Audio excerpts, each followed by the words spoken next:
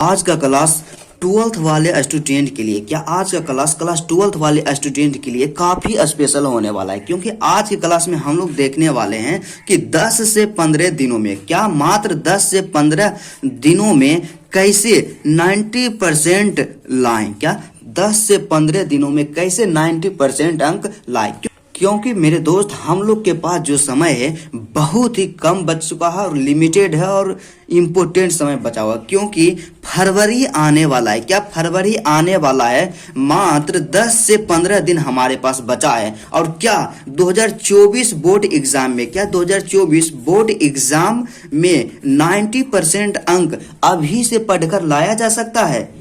अगर 90% अंक लाना चाहते हैं तो 5 रूल्स क्या करें, अपनाएं। यदि आप 90% अंक लाना चाहते हैं तो इस वीडियो में बताए गए 5 रूल को अवश्य अपनाएं।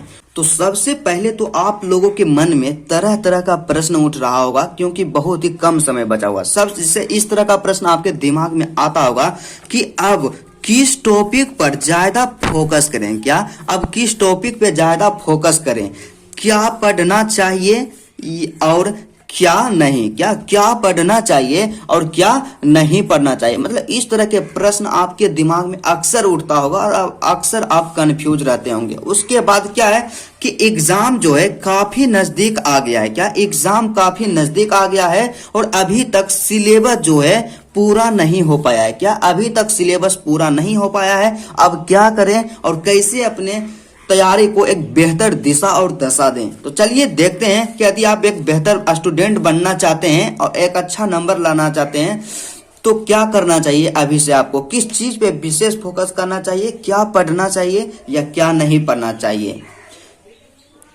और कई स्टूडेंट के तो मन में अभी भी यह क्या डाउट हुआ कि क्या 90%, क्या अभी से 90% मार्क्स लाया जा सकता है, मतलब यह पॉसिबल है कि 90% अंक लाया जा सकता है। तो आपको तो यह 100% गारंटी नहीं दे सकते हैं कि 90% आप ला सकते हैं अभी से, क्योंकि आपके पास मात्र 10 से 15 दिन बचा है। और यदि इसमें आपको कोई बोलता है कि 100% हम गारंटी देते हैं कि आप 90% जरूर ला सकते हैं, तो आपको मूर्ख बनाता है, क्या आपको मूर्ख बनाता है, क्योंकि ऐसा कोई भी ट्रिक और टेक्निक नहीं है जो 90% आपको लाने में सहयोग कर सकता है। बशर्ते क्या है कि मतलब कुछ ऐसे नियम होते हैं जिसको एग्जाम के 10 से 15 दिन पहले फॉलो करने से 90% तो नहीं लेकिन 80%, क्या लेकिन 80% अर्थात 400 नंबर तो जरूर लाया जा सकता है। तो चलिए देखते हैं कि कौन सा ऐसा नियम है जिसे हमें एग्जाम के 10 से 15 दिनों में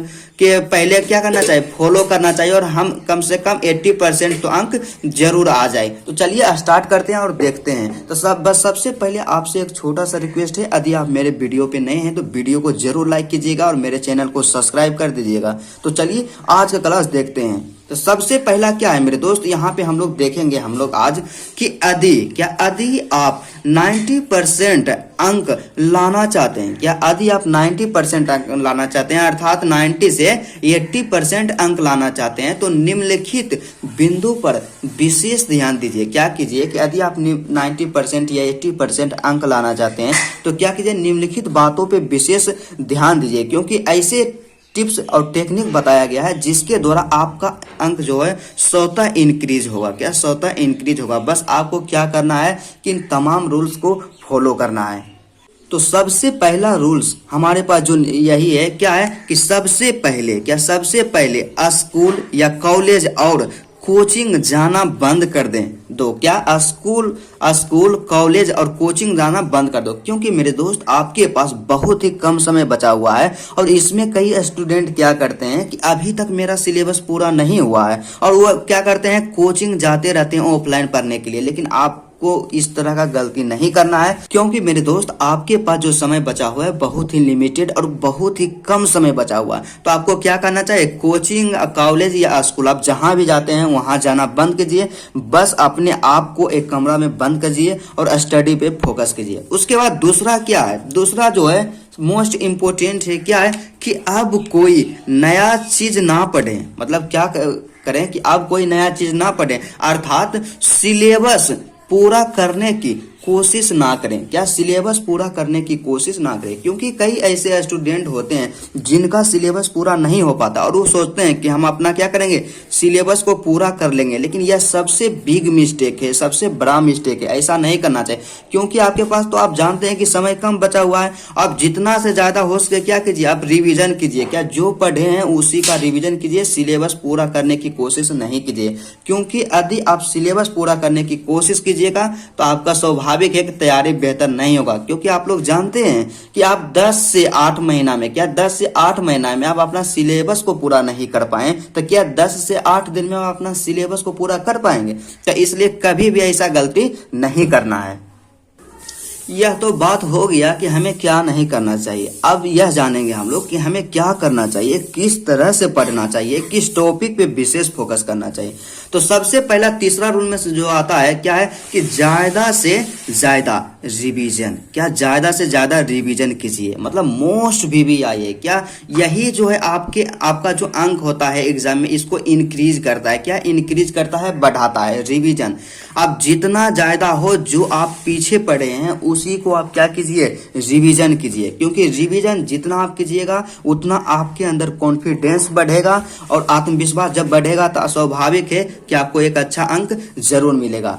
उसके बाद नेक्स्ट पॉइंट हमारे पास क्या है, सबसे मोस्ट इंपोर्टेंट है कि आंसर राइटिंग प्रैक्टिस। क्या आंसर राइटिंग प्रैक्टिस पर विशेष फोकस, क्या आंसर राइटिंग प्रैक्टिस पर विशेष फोकस। क्योंकि हम में से कई ऐसे स्टूडेंट होते हैं जो क्या करते हैं, सिर्फ पढ़ते जाते हैं और लिखना प्रैक्टिस नहीं करते, आंसर राइटिंग का प्रैक्टिस नहीं कर पाते हैं। लेकिन ऐसा मिस्टेक तो नहीं करना है, क्योंकि आप जानते हैं कि आपको क्या करना है, एग्जाम में लिखना है। ये क्या एग्जाम में आपको लिखना है, जब एग्जाम में लिखना है 3 घंटा, क्या 3 घंटा आपको रहता है कि लिखना रहता है, तो आप बिना प्रैक्टिस किए 3 घंटा कैसे लिख सकते हैं। मतलब मेरा यह सबसे बड़ा मिस्टेक था कि हम जब 12th क्लास का एग्जाम दिए थे तो राइटिंग प्रैक्टिस नहीं किए थे, लेकिन मुझे सब क्वेश्चन आता था। लेकिन क्या हुआ कि एग्जाम में हम अपना पूरा क्वेश्चन अटेम्प्ट नहीं कर पाए, जिससे कि मतलब कुछ अंक कम मिला। तो आपको क्या करना है कि राइटिंग प्रैक्टिस अभी से रेगुलर कर देना, प्रत्येक दिन एक सेट बनाना है। क्या एक सेट बनाना है, कोई भी सब्जेक्ट उठा करके एक सेट का सॉल्यूशन करना है टाइम के साथ। 3 घंटा, क्या 3 घंटा टाइम सेट कीजिए और उसमें देखिए क्या हम उस समय में अपने मतलब आंसर जो उसको पूरा कर पाते हैं या नहीं।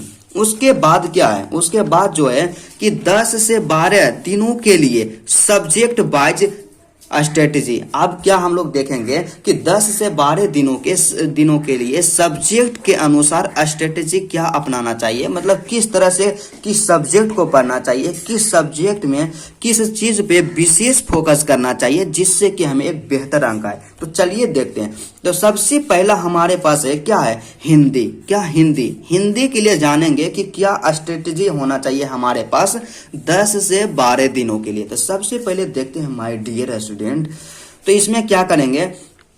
तो सबसे पहला जो मोस्ट इंपोर्टेंट है क्या है कि चैप्टर वाइज ऑब्जेक्टिव। क्या चैप्टर वाइज ऑब्जेक्टिव ना मोस्ट VVI। क्योंकि आप लोग जानते हैं कि ऑब्जेक्टिव जो होता है 50% पूछा जाता है एग्जाम में, और ऑब्जेक्टिव आपके अंक को बहुत ही इंक्रीज करता है। इसलिए क्या करना है कि चैप्टर वाइज ऑब्जेक्टिव।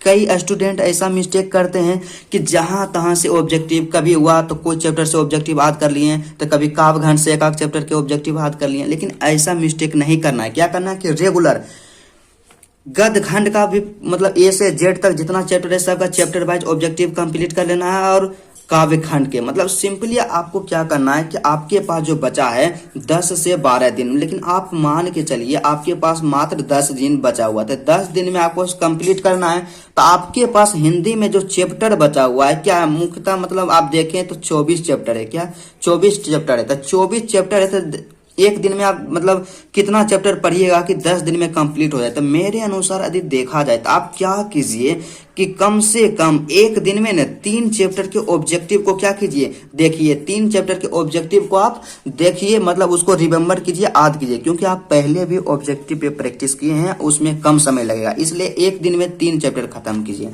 उसके बाद अगला जो पॉइंट हमारे पास दिया गया है मोस्ट VVI है, क्या है कि ग्रामर में ऑब्जेक्टिव के लिए PYQ। क्या ग्रामर में ऑब्जेक्टिव के लिए मेरे दोस्त PYQ, मतलब इसका मतलब यही हुआ, क्योंकि ग्रामर तो हम लोग जानते हैं और बचपन से ही मेरा ग्रामर स्ट्रोंग रहता है, मतलब सबका स्ट्रोंग रहता है। तो ग्रामर में आपको ज्यादा फोकस नहीं करना, बस क्या करना कि PY क्वेश्चन पे विशेष ध्यान देना। तो PY क्वेश्चन का मतलब क्या हो गया, प्रीवियस ईयर का जो क्वेश्चन होता है उसको ग्रामर में क्या करना, कंप्लीट करना, मतलब टॉपिक वाइज करना। जैसे देख लिए संज्ञा का, देख लिए सर्वनाम का, देख लिए विशेषण का, देख लिए समास का, देख लिए लिंग का, देख लिए संधि का, देख लिए। इस तरह से होता है, जो जितना भी पूछा गया सबको क्या करना है, कंप्लीट कर लेना।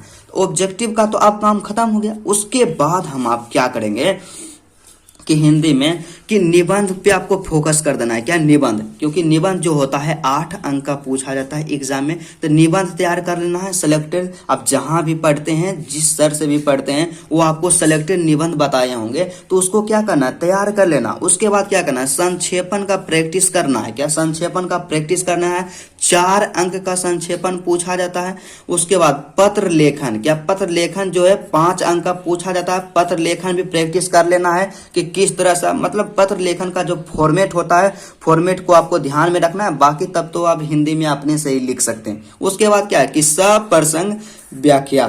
क्या सप्रसंग व्याख्या, जो कि एक काव्य खंड से और एक गद्य खंड से आता है। क्या करना है कि सप्रसंग व्याख्या के लिए सिलेक्टेड क्वेश्चन को क्या करना है, प्रैक्टिस कर लेना। यदि आपको नहीं पता है कि सिलेक्टेड क्वेश्चन कौन कौन है, तो आप मेरे चैनल में जाकर के देखिए, वहां तमाम बताया गया है कि कौन है 2024 एग्जाम के लिए सप्रसंग व्याख्या के लिए इंपोर्टेंट, निबंध कौन सा तैयार करें, पत्र लेखन में कौन सा तैयार करें। आप तमाम वीडियोस वहां पे जा करके देख सकते हैं। उसके बाद अगला जो सब्जेक्ट आता है हमारे पास, मोस्ट VVIA है, जिससे हम लोग अक्सर डरते रहते हैं। क्या है, इंग्लिश। क्या इंग्लिश, इंग्लिश में बिहार बोर्ड के स्टूडेंट एकदम बहुत ही डरते हैं, कहते हैं कि इंग्लिश का कैसे होगा। इंग्लिश में इंग्लिश में आपको बस हिंदी के तरह ही पढ़ना है। क्या है, तो इंग्लिश। तो इंग्लिश के लिए जो टिप्स है वो क्या है, हिंदी से मिलता जुलता है। तो सबसे पहले देखते हैं इसमें भी क्या है कि चैप्टर वाइज, क्या चैप्टर वाइज ऑब्जेक्टिव, क्या आप चैप्टर वाइज ऑब्जेक्टिव तैयार कीजिए। प्रोज सेक्शन हो या पोएट्री सेक्शन हो, क्या पोएट्री सेक्शन हो, आप क्या कीजिए, चैप्टर वाइज ऑब्जेक्टिव तैयार कीजिए। और इस तरह से आप तैयार कीजिएगा, वही एक दिन में 3 चैप्टर को क्या कीजिए, कवर।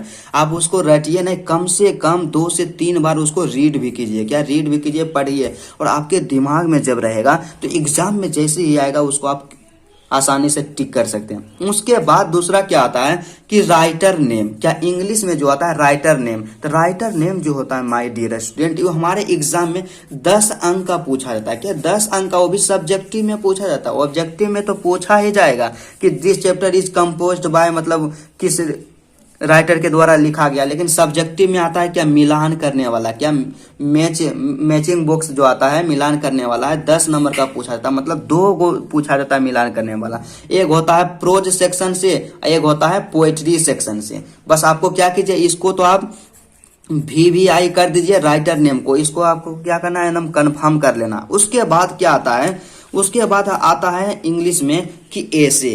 क्या ऐसे, तो ऐसे में क्या करना है कि सर हमें तो पता है नहीं, तो आपको क्या है कि आप जहां से भी पढ़ते हैं, जो भी सर बताए हैं ऐसे के लिए, वहां से आप 1-2 ऐसे तो जरूर तैयार कर लीजिए। क्या 1-2 ऐसे जरूर तैयार कर लीजिए, और एग्जाम में तो आएगा 100%। और नहीं भी आया तो आपको जो आता है वही लिख दीजिए। उसके बाद क्या करना है कि समरी तो फिक्स रहता है कि मतलब 2-3 समरी में से एक समरी तो जरूर आएगा। और समरी आप लोग जानते हैं कि 2 समरी पूछा जाता है, एक प्रोज सेक्शन से, एक पोएट्री सेक्शन से। तो आपको क्या करना है, आदि समरी तैयार कर लेते हैं, तो दो को तैयार कीजिएगा, तो आपको 10 नंबर तो ऐसे ही मिल जाएगा। इसलिए समरी भी क्या करना है, तैयार कर लेना। उसके बाद अगला जो हमारे पास है एकदम सेलेक्टेड होता है, क्या होता है कि लेटर या एप्लीकेशन। क्या लेटर एप्लीकेशन ना मोस्ट VVI है, और 5 अंक का पूछा जाता है। और सब लोग जानते हैं कि 2024 के लिए कौन है। यदि आप नहीं जानते हैं तो डिस्क्रिप्शन में वीडियो का लिंक दे देंगे, वहां से आप देख लीजिएगा कि 2024 एग्जाम के लिए मोस्ट VVI एप्लीकेशन मात्र आपको 2 तैयार करना है, और 2 में से तो एक जरूर आएगा।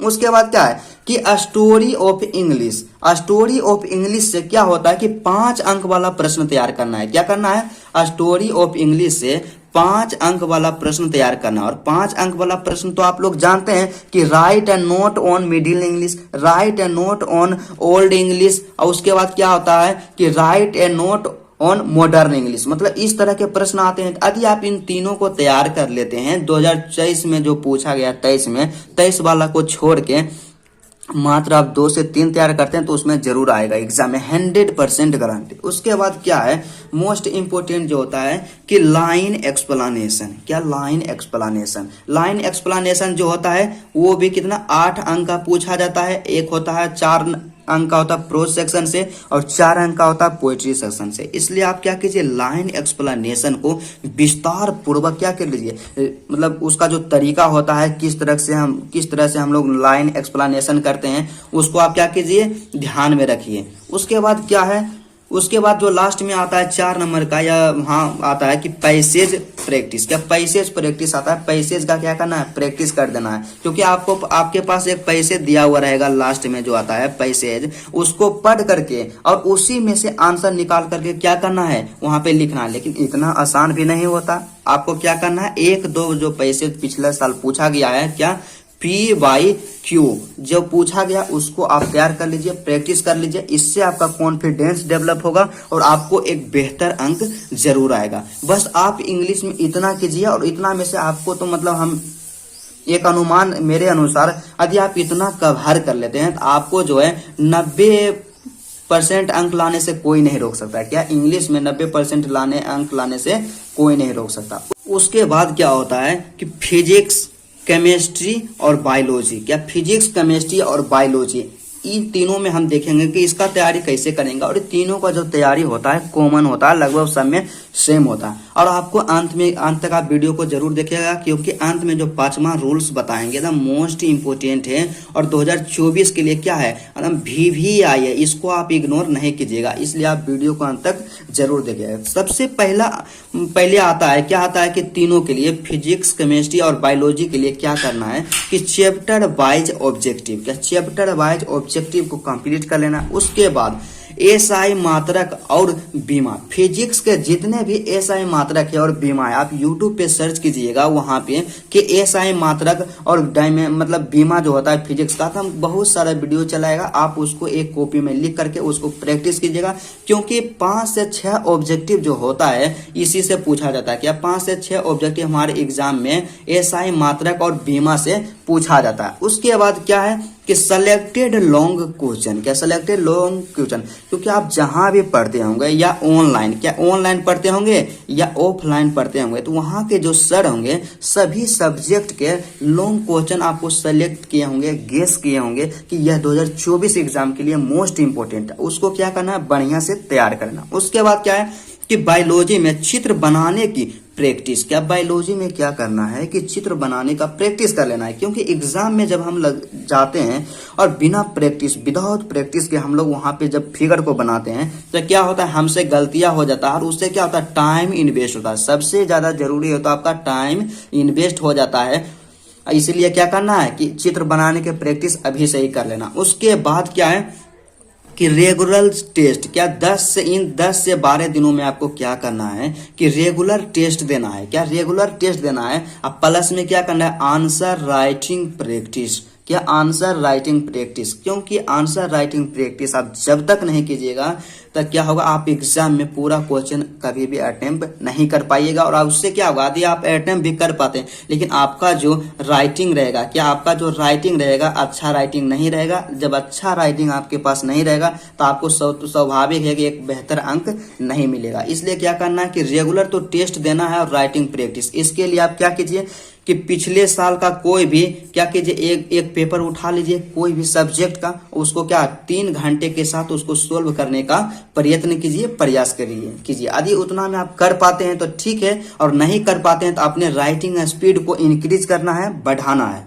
उसके बाद 5वां जो सबसे मोस्ट इम्पोर्टेंट है क्या है कि हम लोग अक्सर ऐसा गलती करते हैं, मतलब बहुत ही इम्पोर्टेंट, यही एग्जाम में क्या होता है मायने रखता है, क्योंकि हम भी इसमें गलती किए थे और हम नहीं चाहते हैं कि आप भी एग्जाम में जाएं और इस तरह का गलती करें। तो क्या है टाइम मैनेजमेंट प्रैक्टिस। आपको क्या करना है, अभी से ही करना है 10 से 12 दिन तक, क्या रेगुलर 10 से 12 दिन तक टाइम मैनेजमेंट प्रैक्टिस।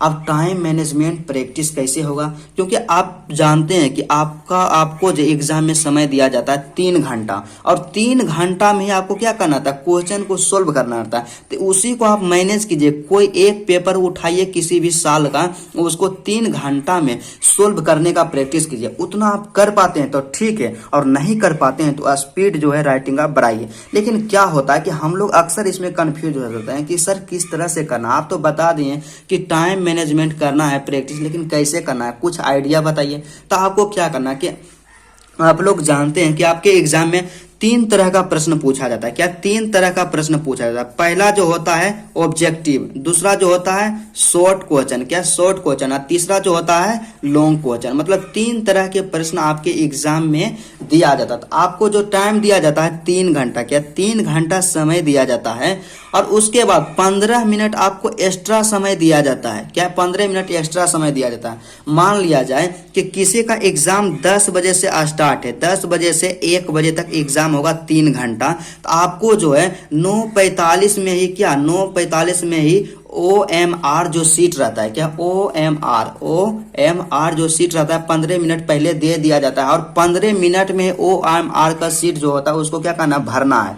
तो आपको क्या करना है, 15 मिनट में, क्या 15 मिनट में हर हाल में OMR जो रहता है उसको एकदम फिलअप कर देना है, भर देना है। यदि आप उसमें देरी करते हैं तो आपका टाइम इधर उधर गड़बड़ाएगा। क्या करना है, 15 मिनट में OMR का काम समाप्त कर देना। उसके बाद बच गया आपके पास, मतलब पक्का पक्के मान लीजिए 10 बज गया। तो जब 10 बज गया तो आपको क्या करना है कि ऑब्जेक्टिव के लिए, क्या ऑब्जेक्टिव के लिए आपको क्या करना है कि कम ज्यादा से ज्यादा आपको 20 मिनट समय देना है ऑब्जेक्टिव में। क्या 20 मिनट से ज्यादा इसमें देना ही नहीं है।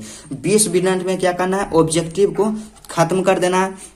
उसके बाद जो समय बचेगा आपके पास 2 घंटा, क्या 2 घंटा 40 मिनट, क्या 2 घंटा 40 मिनट आपके पास समय बच जाएगा। अब क्या करना, अर्थात जो होगा टाइम होगा 10 बजकर 20 मिनट हो जाएगा। अब क्या करना है कि शॉर्ट क्वेश्चन में आना है। तो शॉर्ट क्वेश्चन में क्या करना है, आपको जो समय देना है ज्यादा से ज्यादा कितना समय देना है इसमें, 1 घंटा 30 मिनट। क्या इसमें जो देना है 1 घंटा 30 मिनट, क्या 1 घंटा 30 मिनट इसमें समय देना। शॉर्ट क्वेश्चन को 1 घंटा 30 मिनट में कंप्लीट कर लेना है, बना लेना है। क्योंकि यदि आप शॉर्ट क्वेश्चन 1 घंटा 30 मिनट में बना लेते हैं तो आपके पास जो शेष समय बचेगा, पहले था 2 घंटा 40 मिनट, इसमें क्या 1 घंटा 30 मिनट शॉर्ट क्वेश्चन को बनाए, 10 क्वेश्चन को क्या करना है, सोल्यूशन कर देना है 1 घंटा 30 मिनट में, मतलब 1.5 घंटा में आपको 10 क्वेश्चन का सॉल्यूशन कर देना। उसके बाद आपके पास जो समय बचेगा, कितना बचेगा, 1 घंटा 10 मिनट, क्या 1 घंटा 10 मिनट। मतलब अब क्या हुआ कि अब ऑब्जेक्टिव का आप सॉल्यूशन कर लिए, शॉर्ट क्वेश्चन का सॉल्यूशन कर लिए, लेकिन आपके पास अब क्या बच गया, लॉन्ग क्वेश्चन। और समय कितना बचा, इसमें आप दिए 20 मिनट समय, और शॉर्ट क्वेश्चन में दिए 1 घंटा 30 मिनट समय, और आपके पास जो अब शेष समय बच गया 1 घंटा 10 मिनट, क्या 1 घंटा 10 मिनट शेष समय आपके पास बच गया। तो 1 घंटा 10 मिनट में आपको 3 गो लॉन्ग क्वेश्चन को क्या करना है, सॉल्यूशन करना है। 3 लॉन्ग क्वेश्चन का सॉल्यूशन करना है।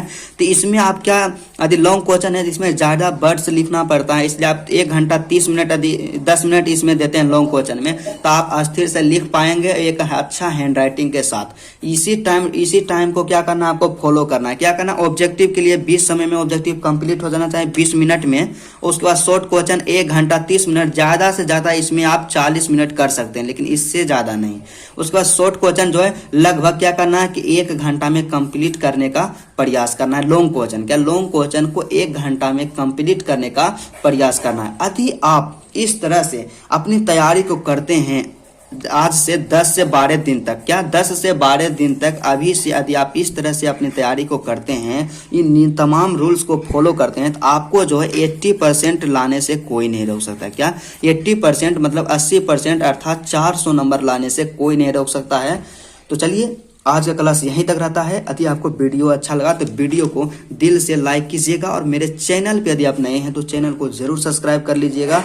तो चलिए आज का क्लास यहीं तक रहता है, फिर आपसे मिलते हैं नेक्स्ट वीडियो में।